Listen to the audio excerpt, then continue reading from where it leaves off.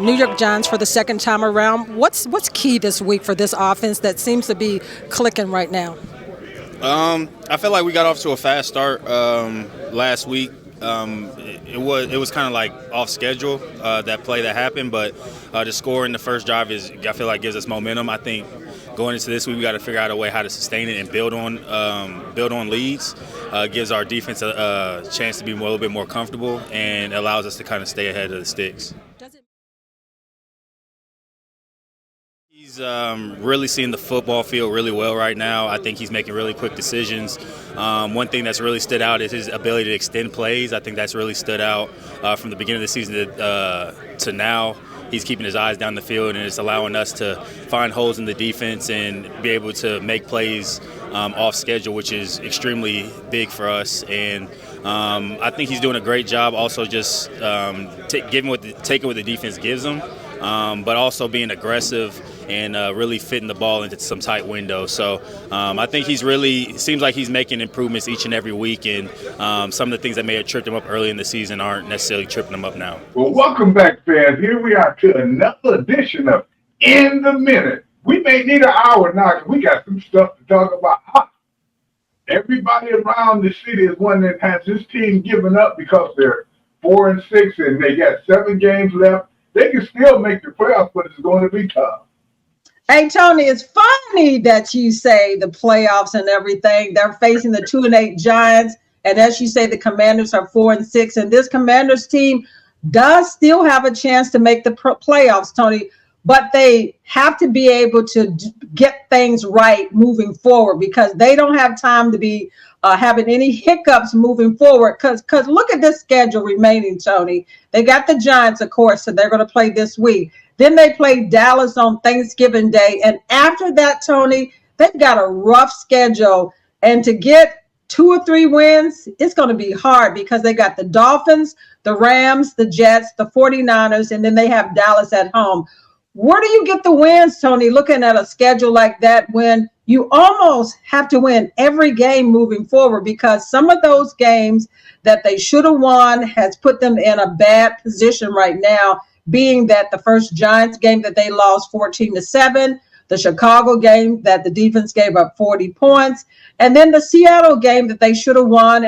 And really, they could have gotten one of those or 2 of those games that they lost against the Philadelphia Eagles. So looking at this final schedule run, where do you see them picking up some wins?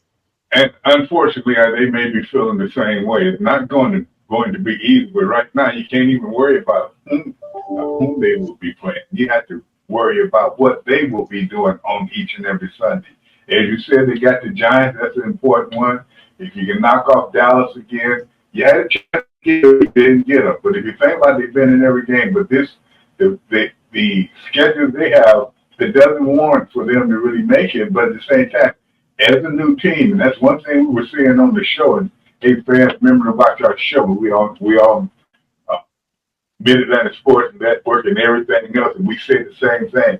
When you look at this, now you have to start to wonder, is this team starting to rebuild? If they win the next game, do they go forward?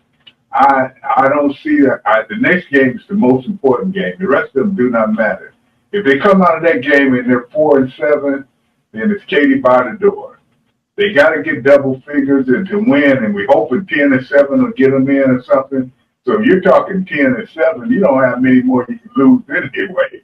So you talking 10 wins? That's almost like Tony. You're talking crazy. Hey, what you gonna shoot for something else? You gonna shoot for, you might as well do it. Okay, yeah, I want them to get 10 wins. I want them to establish something. I don't want them to back into the playoffs because when you back into the playoffs, you never really felt you should be there. So what I'm looking at right now is they can't worry about the season or anything because I think right now that the organization is probably just thinking, okay, the next 2 or 3 games we'll start making moves if they don't make moves. And you know what? Each and every player, each and every coach should know that this is a new organization. And they're not going to be as patient. They're looking now to make moves to get this fan base back into it, and they've blown a couple of opportunities. The only game that I really was embarrassed with was the way they played against Buffalo. And then the other one that you said was Chicago, which they should Well, have. Chicago. And You it's never funny let that you, yeah, Tony, it's funny that you say that because when I look at the schedule of this breakdown and you need your head examined still, I know you must be sleepwalking because if you talk about 10 wins for this team, where are they going to get it? Like I said, Miami Dolphins, possibly the Rams, possibly the Jets, or maybe the Giants. That's 3, but you need a whole bunch more wins than 3.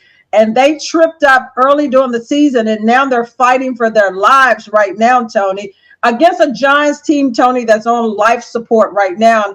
And if this Commanders team do not beat the Giants this coming week, the fans are going to throw in the towels and throw in this team because this will be an embarrassment, Tony, if they don't beat the New York Giants. Looking at the Giants on their third quarterback in Tommy DeVito. And I know everybody said, you know what, quarterback, but the Giants have so many problems right now. And like I said, they're on life support because the way they played against Dallas, they were terrible quarterback-wise, Tommy DeVito. And then the defense, Tony, just fell all apart.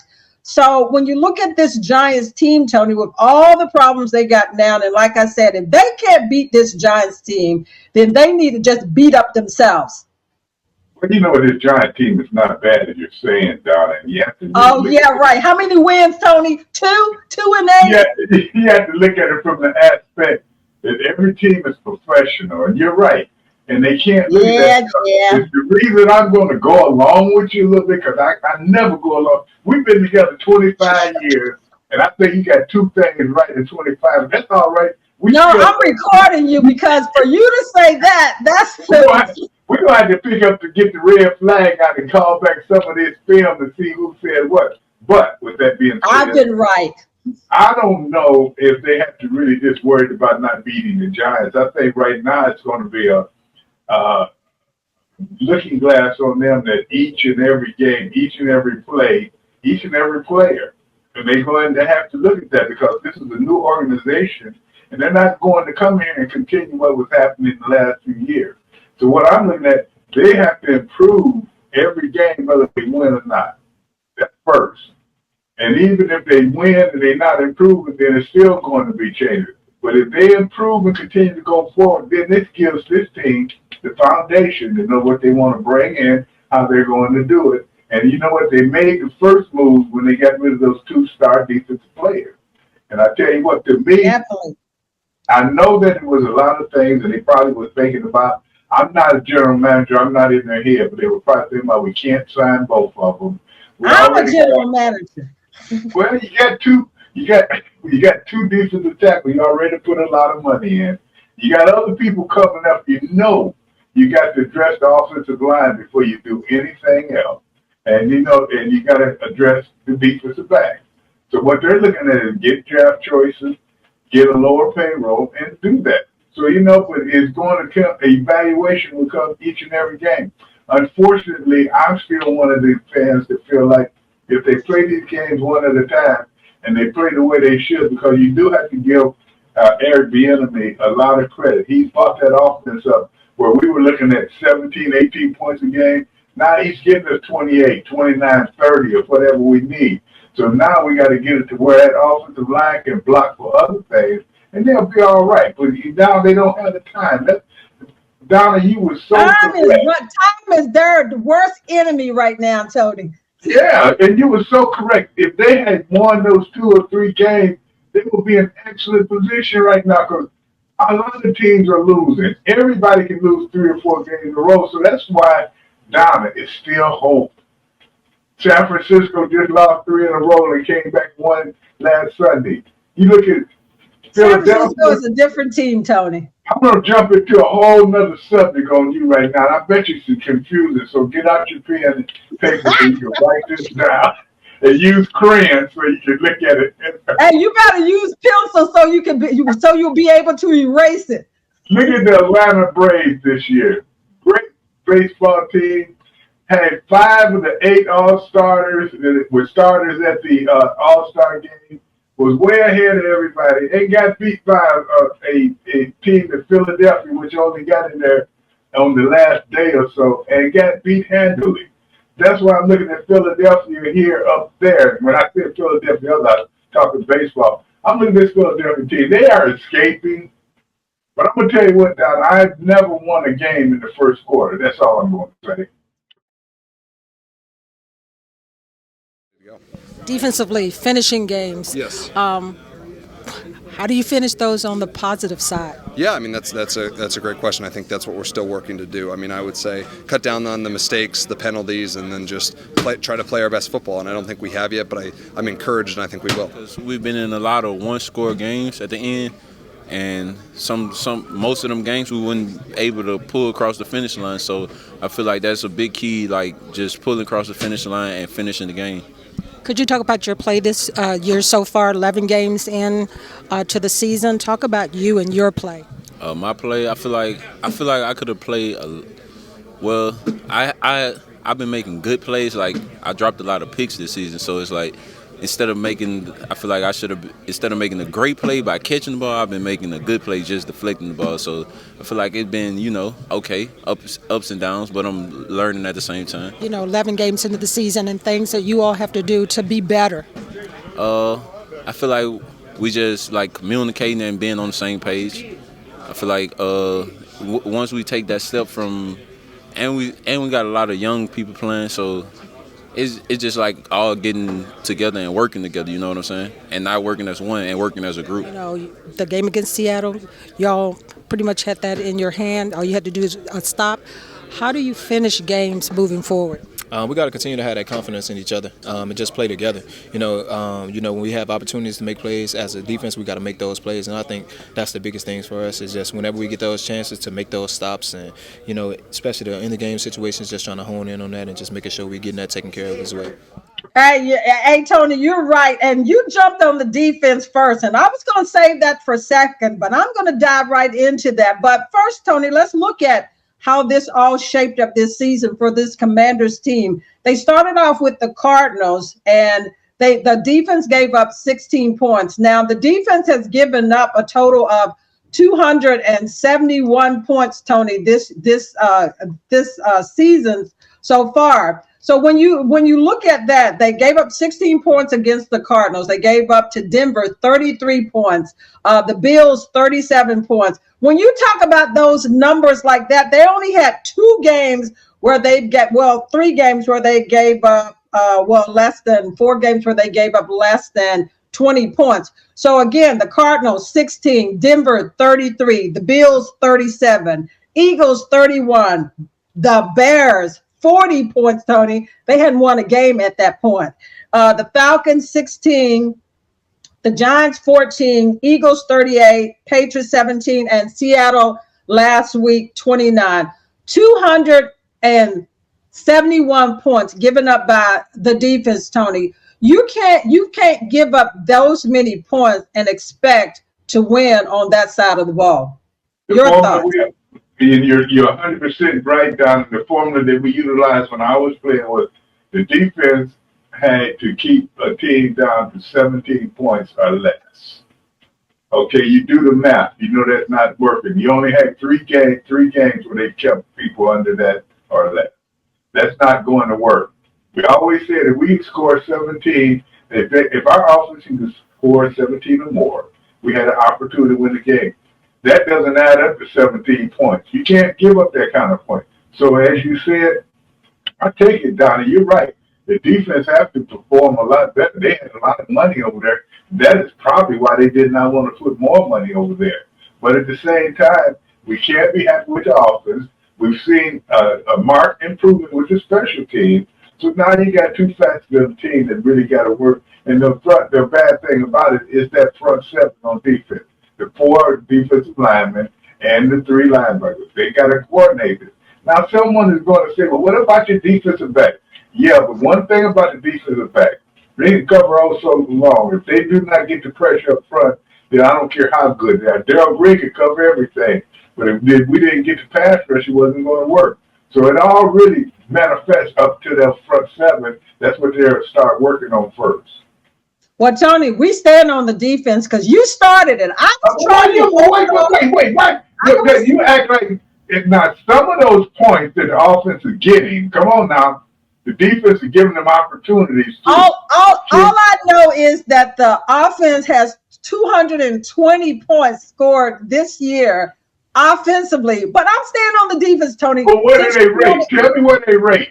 And tell me how close that gets them to the playoffs. Well, I'm going to come back over on the offensive side because they're doing a lot better than the defense right now, even with a rookie quarterback, Tony. But when you score 220 points on the offensive side, like Gary always says, that you should win ball games. But let's stay on the defense, Tony, because you walked us into those waters, and I'm going to let you drown in those waters with this team. Because, Tony, right now, you look at the Commanders, look right here, Jonathan Allen and Daron Payne, your two run stoppers up front, ranked 9th and 12th last year as far as their pass rush abilities. This year, Tony, they're ranked 26th and 42nd. So let me just give you some 26 sacks for this Commanders defense. And Tony, Sweat had the most at 6.5, and Chase Young had 5. He was second. You get rid of those guys that are leading the sack total.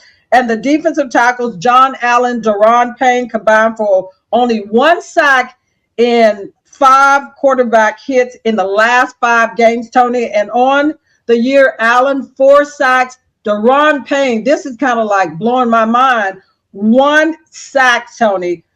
The last 3 games, the defense, only 3 sacks. Talk to me, Tony, because when you let go of those pass rushers, I can understand when they said about not being able to sign both of those guys.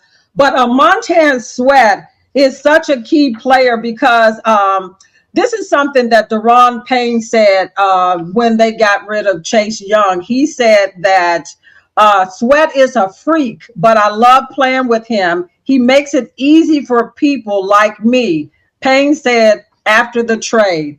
That is telling you right there that it's one of those guys that this Commanders team should have made the effort to keep. And I think Sweat is one of those guys because when you had Sweat in there, it helped Daron Payne and also Jonathan Allen. But Tony, with those numbers that I just kind of like laid out to you, talk to me about that defensive front that really can't get any pressure on anybody. Well, when I was in school, they call it arithmetic. Y'all, they don't call it that anymore. It's mathematics. They call it math. Anytime that you give away pretty much for a second or third round draft choice, and you give away 11 and a half sacks, where the remainder of your whole team, you give that away in 2 guys, and the other 4 guys only got 13 sacks. That's do the math. You can't win. Now, if you look at the last 3 or 4 games, Payne and Allen are going to be double teamed because there's no threats on the outside. Then you're not going to waste a double on that. And so their responsibility is they can stop their 2 big inside rushes so quarterback can stand in there. It's simple what's happening.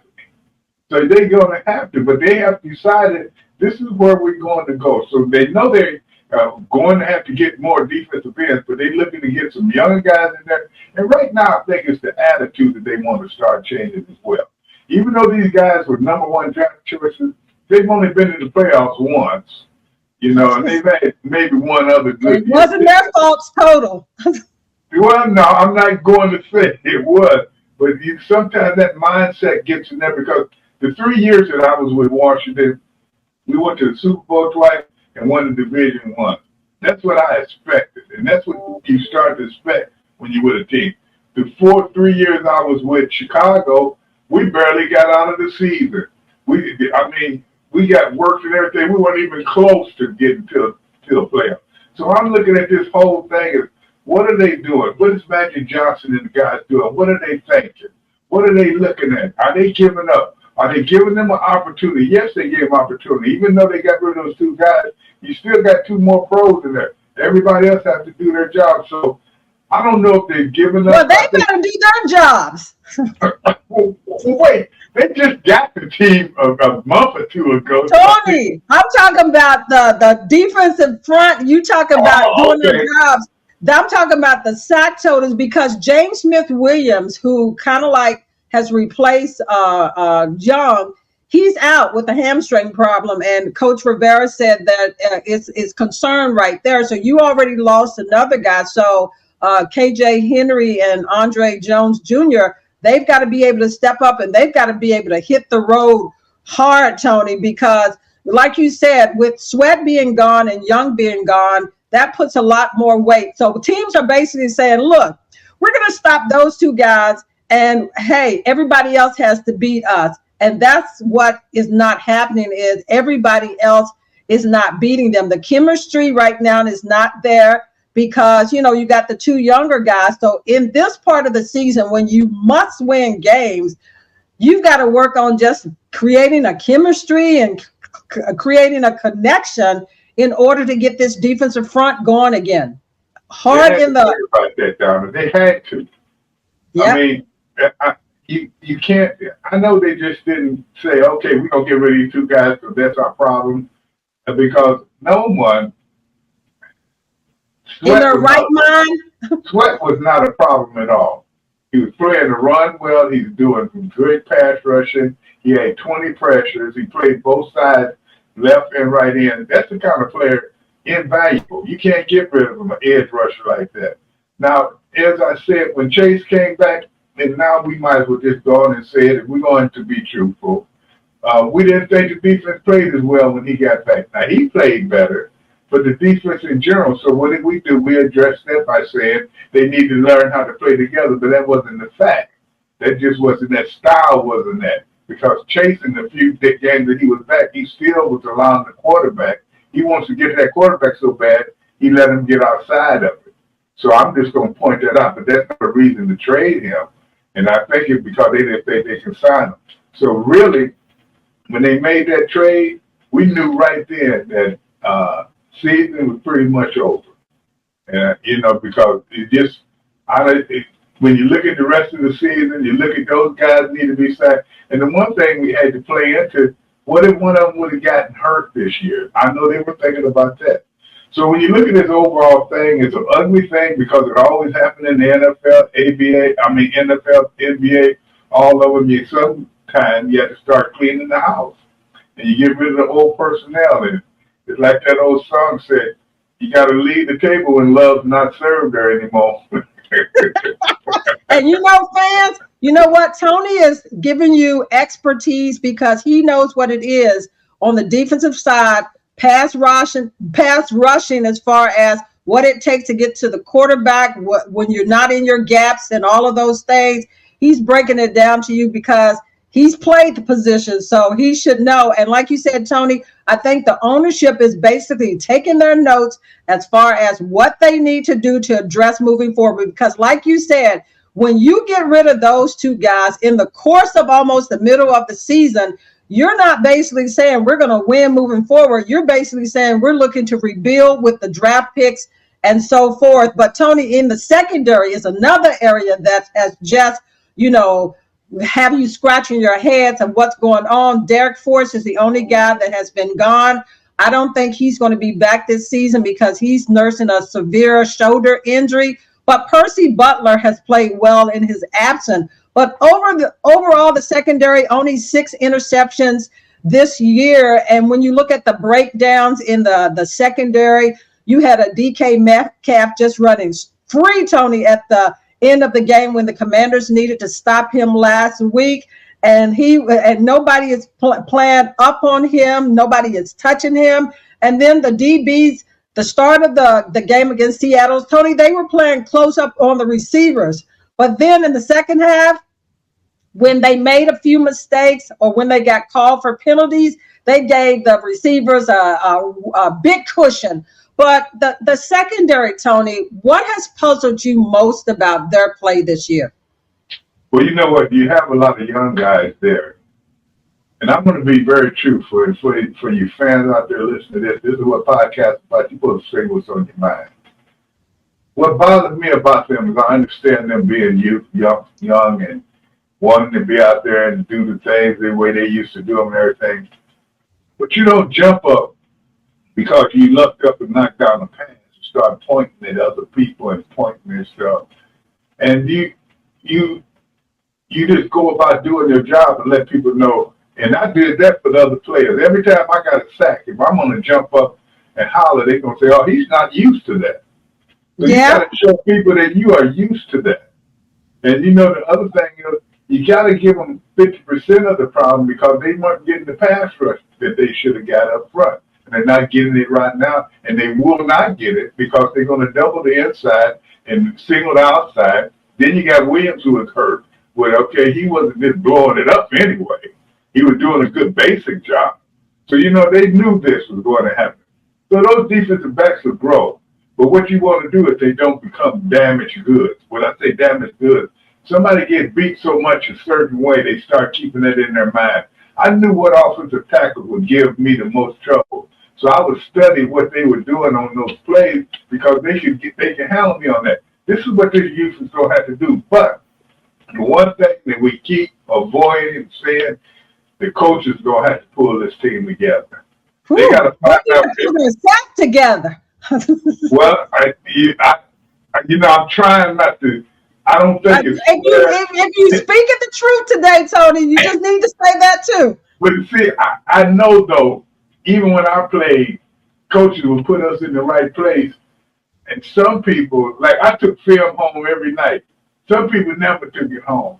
So it's got to be a 50-50 exchange. You understand what I'm saying? I agree because the coaches got to put you in the right position defensively. And also the players have to be in there. But let's talk about Benjamin St. Jude's. Everybody is on him. Coach Rivera talked about him a little bit this week because he had those 2 key penalties in the final stretch of that game against Seattle. But he said that he's playing both outside and inside because of just the depth there. And he's doing a good job. Even that he said he's playing uptight and whatever, and those penalties are going to happen. But he said that he likes the way this young guy is playing moving forward because he's versatile, Tony. But when you look at this game going in against the Giants are 29th on offense. The Commanders are 13th. They are bottom in the barrels, both of them. Giants on defense 31st, the Commanders 32, Tony. And then passing defense, the Giants 32nd, Commanders 5th. Rushing, the Giants 12th, the Commanders 27, Tony. But you know what? Since we put the gloves on and beat up the defense, your defense that you like to talk about, and Tony ain't talking much about the defense. You got that right. My mouth is shut. Hey, look, I wanted to put a zip. Hey, look, he got an invisible zipper because he's not trying to talk about that. But let's transition over to the offense side of the ball that has scored those 220 points. Sam Howell, Tony, has played well in the stretch because when you look at the points that they're putting up, they're doing a decent job to be able to stay in games because, his numbers passing, they're going to be high because they pass the ball a lot. 17 touchdowns, 9 interceptions, and 47 sacks. The total of sacks have come down some. His interceptions for a first guy is pretty good. But, Tony, let's talk a little bit about the running backs. I'm going to let you hear what the running backs had to say because I caught up with Brian Robinson and Antonio Gibson this week to hear what they had to say about how they were utilized last week in the passing game because they were the 2 leading receivers, Tony. And the running backs. You made me sneeze on that one. Yeah, because you know what? Tony's always talking about them running the ball, and I'm with him on that a little bit more. But on the season, Tony, they have 879 rushing yards as far as on the ground. Brian Robinson has 485 this season, and that's low for a running back. 5 touchdowns and 2 fumbles. And then Antonio Gibson's, his numbers is even lower.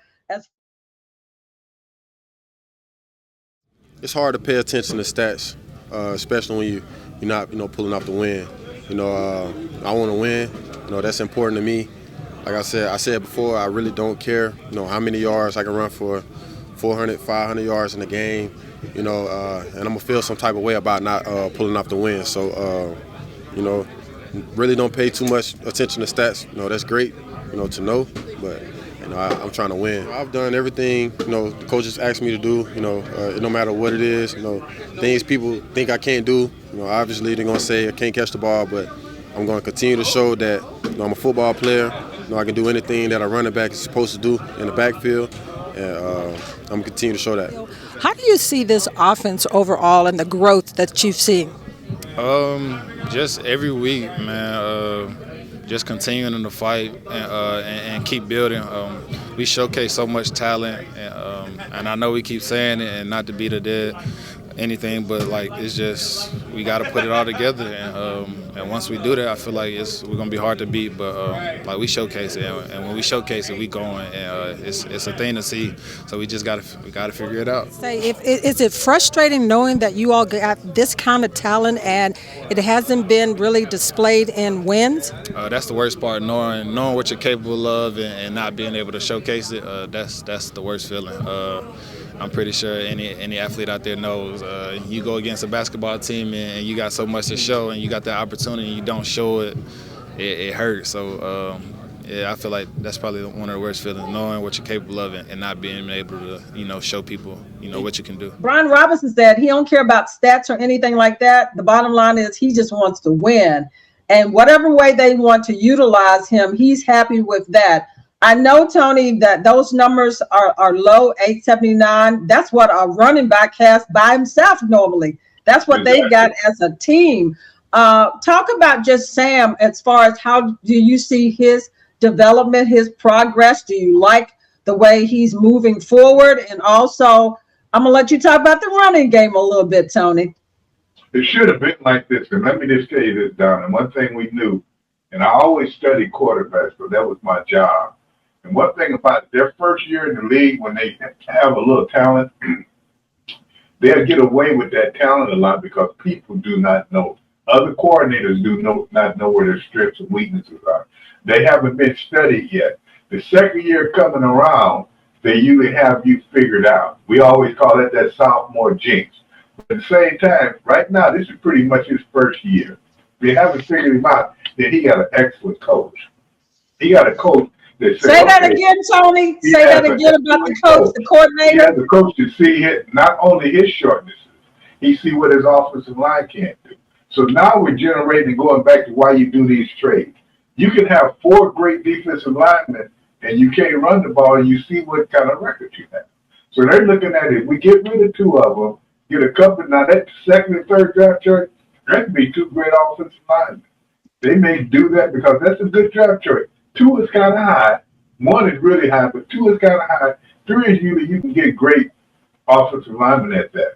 So they're looking at this whole thing as that he's growing. You got to realize that next year, a lot of things that he's doing this year, he will not be able to do because they'll figure it out. But we're not concerned with that right now. We need to see the same growth in him as we've seen, i.e. the running back. When we first started this year, we knew that we had a scat back. And we knew that he could get around. He played receiver before. He could get it there. Then we had a bruiser. And we knew that bruiser was a straightforward guy. But now we found out in game 10, 11, he can catch. So now you got... And Tony, they talked about the fact that Brian Robinson can't catch. And he talked about that a little bit about, hey, I can catch too. And he's proven that. Maybe you didn't think he could catch because you weren't giving him the ball enough. So it's funny that you say that, Tony. We found out that a Brian Robinson can catch also.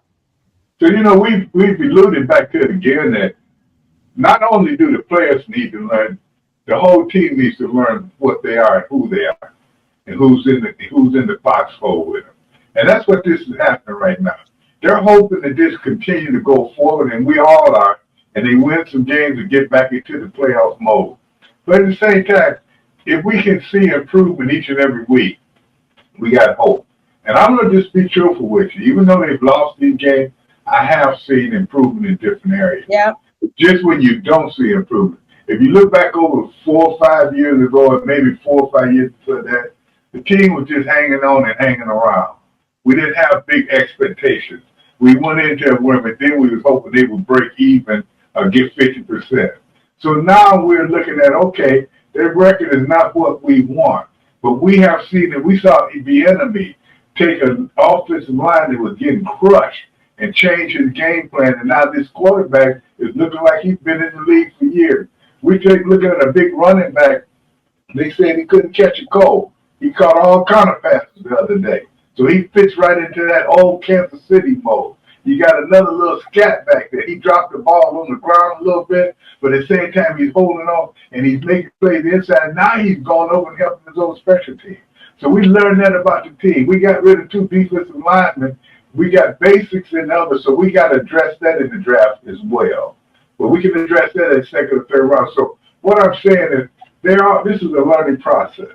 We all was in hope that they would come in and turn this thing around right away with new ownership and everything. It didn't happen right now. It may happen later in this season to begin there. So what you have to do is you got to remember the year before I came here, I think that the Washington Redskins was something like 7-7 or 8, and then we started to grow. That's what this team would do. And I got the confidence in that. But right now, our fans, you, all of them, don't give up on them. Every week, we have to grow as well as fans and as individuals that try to understand the game. So we need to know this is a learning situation, and we need to garner that kind of thought process rather than how much they're failing, but how much they're improving. Hey, Tony, all them fans are looking at you saying is that this is 4 years into Ron Rivera's. This ain't like we back in elementary school. Yeah, well, you want to jump on Ron. We're supposed to be I'm talking about the coaching that this team, they've been put together. These fans don't want to hear that they back in elementary and grade school. They said, I thought we was graduated from junior high and high school. I thought we was in college. But Tony, you know what? You better pull out. You talk about 10 wins. I'm back on that. You got your 4-leaf clover, your rabbit foot. What do you got that you pulling out your pocket, Tony? But let's look at the receivers, because you always talk about that. They need to get the ball into Terry McLaurin's hand, the playmaker. And Tony, I want to let you know that Terry is the leading receivers that they put the ball in his hands. He's got 79 targets this year, Tony, for 601 yards and 2 touchdowns. And behind him is Jahan Dotson. They're not even close. Terry is 300 and some yards ahead of the other guys, and also with the targets. So they are, even though it may not look like in games, Tony, Terry has been the main target in games, because I'm looking at the stats, Tony, and it's saying so, but he may not be, as Gary said, the guy that is open, because you're still dealing with a rookie quarterback that does not go through all his progressions at one point because of that offensive line. But I just wanted to give you that information, Tony, that Terry is leading the pack. I still want them to go to him often and early. First, feed them with him, because he can get it done. I got faith in the other guys, but I've watched this guy do it over and over. I want my money maker. I want a G money. And with G out there, I want you to be going across the guy. I knew you were going to do that little turnaround move that he do, fake outside, come back inside and score. I want to see that. I want to see that early with Terry, not when we try to catch up at the late part of the game. I want to establish that defensive back on the other side said, this guy is dangerous. They coming to him every time. I'm going to need help here. I need help here. Then the other 4 will come in. But when you start going to the other 4 and people start just, covering them whatever their way, then you coming back to Terry. That's late in the game. Got to come to him early. Put the fear. Hey, Tony. That's just like when you hear me talk on this podcast, you scared because you know I'm telling you wrong. Hey, Tony, you know what? Tony, you know what I want to see? I want to see a win this week against the Giants. That's what I want to see. That's keeping it straight. And you couldn't say it no better than that, because you know what? And that's the attitude they got to have.